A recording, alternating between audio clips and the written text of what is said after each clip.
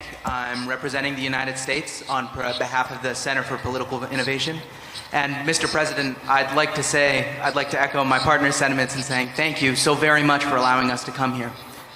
But I'd also like to say that it is a little bittersweet for me to be here because, for example, during the opening ceremony, there was a moment where we were all joining hands.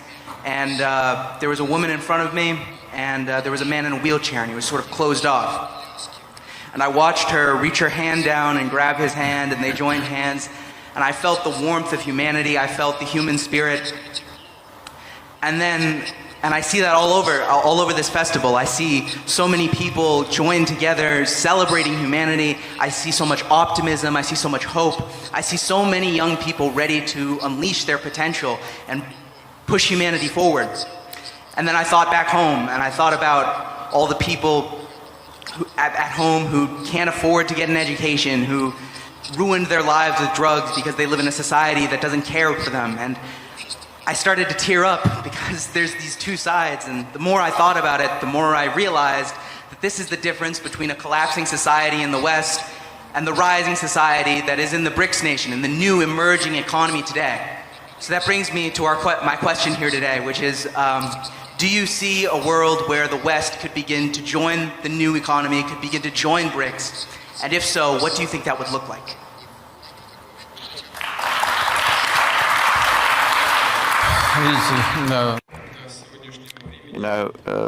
Before today, everybody wanted to join Western structures, including Russia, that wanted to join the G7. And then we figured that no one cared for our interests then. This is the problem and the main mistake of our Western partners. And I tried to convey this idea when responding to the previous question by our American friend here. And you have mentioned, welfare and education matters. That is difficult, but they cannot afford to get proper education. It is not specific to the United States. It's a worldwide problem, and now lots of people from Latin America want to cross the US border illegally, and there are migrants, and everybody knows that. But this is universal across the globe. Many even rich nations have lots of problems, like the healthcare issues stand high on the European agenda.